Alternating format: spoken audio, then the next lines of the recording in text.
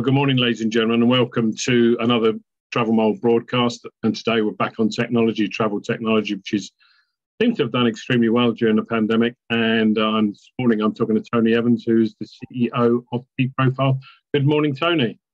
A very good morning to you, Graham. How are you? Not too bad, not too bad. Tony, tell me a little bit about TProfile. I know a little bit about it, but we've got to assume that our listeners know nothing. I know you do an extremely good CRM system, you do quote system, and you're basically selling to the travel trade. Yeah, so I'll be surprised if anybody's heard about us, because we've never done a conference, we've never done an exhibition. Still trying to offload this hospitality budget we set some time ago, so that's still in place. I'm around. Yeah, I thought you would be. I knew that'd be interesting. So you're right. In a nutshell, conventional CRM, managing inquiries, communications, bookings, documentation, customer documentation. We do customer portals where customers can log in, see bookings, see inquiries, and do all those kind of traditional CRM things. On top of that, we've got some advanced tools. I think our quote system, I know I'm biased, but it's the best in the industry. And our customers tell us that as well. And then we've kind of got documentation processing. And the whole thing about what we do is some people use every part of what we do, and some customers use, well, component parts. So for example, with Donata, a UK company, their brands, Gold Medal, Pure Luxury, Travel Bag, Cruise Direct. We process every quote that goes through that business. We process every piece of documentation that goes through that business. So there's kind of component parts we use with that. So we're in wholesale, we're in agents, and whilst we've not kind of made a sort of a big play in terms of conference and exhibitions, we have grown. We kind of we've got Barhead, we've got Co-op Travel, Hayes Travel, Stewart Travel Brands, Fred Olsen, Blue Bay, US Air Tours. Customers in the US. Nothing left for you to get, is there? There's a lot for us to do. There's kind of and just the first Canadian customer as well, Go Away, which is kind of quite a large business in the. So we've we've been in a 4-year development cycle. We started in 2012. We got it slightly wrong in the first few years. In 2017, we decided to stop and redevelop. So we almost stopped taking on customers. Well, we did, and that was a 4-year cycle because we've not taken private equity, we've not taken external investment, so it was that organic kind of process. And COVID was kind of strange for us because it kind of allowed us to complete that process. And we've kind of got into a place now where our redevelopment, all the planned redevelopment, is in place, and we're in a good place. And we've grown. 2020 was tough in the same way as everybody else. We'd expected growth that year. We were flat, but since October last year, we had 17, 18 brands, I think it was. Close of play this year, we'll have 43, 44 brands. Very good. And that is kind of partly new brand development, and it's partly brand development within existing customers. So you've got additional brands coming on. So we're in a pretty good place, Graham. We've headcount. We've not grown our headcount in that growth period. The whole reason we went into development was we wanted to make sure our products were easy to deploy, easy to support, and they can be customizable for customers. And the proof of that easy to deploy and easy to support is the fact that headcount's not increased in that period. But we have just taken on some recruitment, and we've got plans for first quarter 22. Good. Okay, so what I'm reading here is you've got loads of cash, you're very profitable. What's the next stage of your development? I mean, you've got obviously very powerful software. When you talk about the clients that you have, they're not going to take on lightly a piece of software that doesn't work, doesn't give them benefit, doesn't save them time and make them more efficient.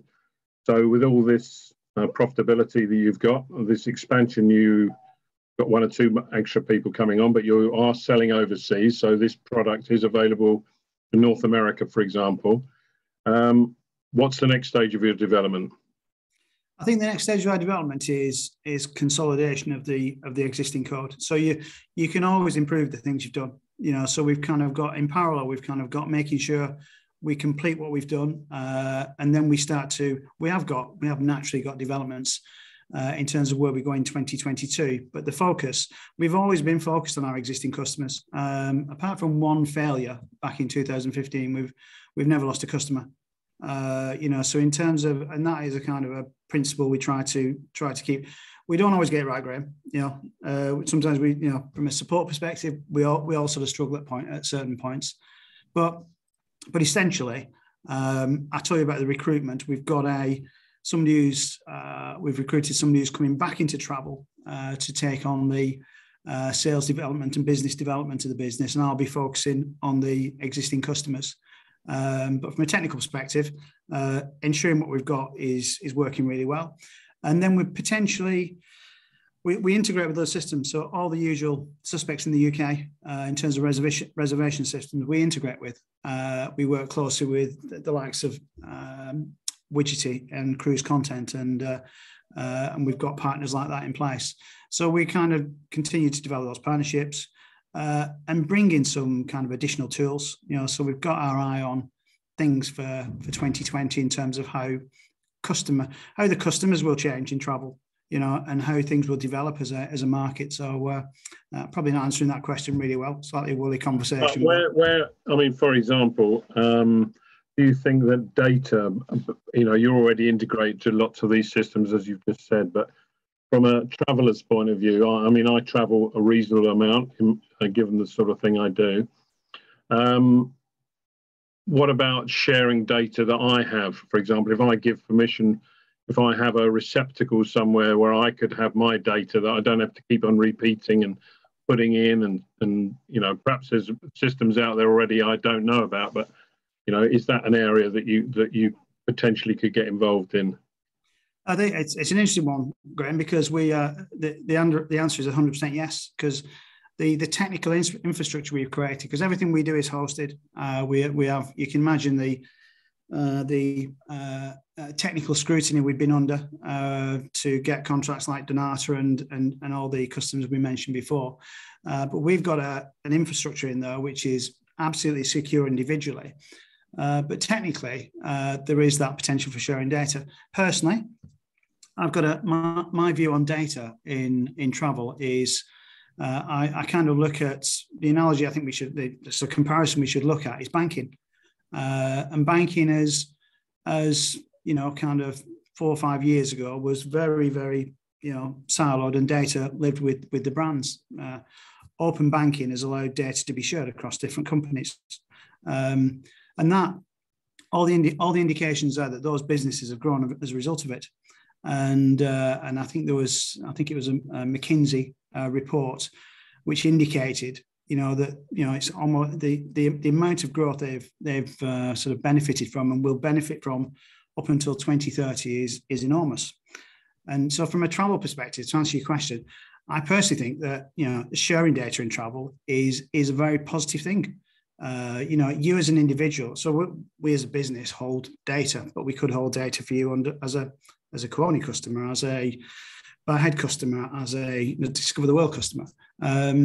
But that data is kind of within those areas. The idea of being able to allow your personal data to be used, you've got a new brand, you can open that data and permission based, I think is the natural way forward.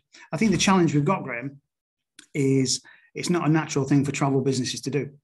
And that's kind of the challenge or dilemma we've got in that area.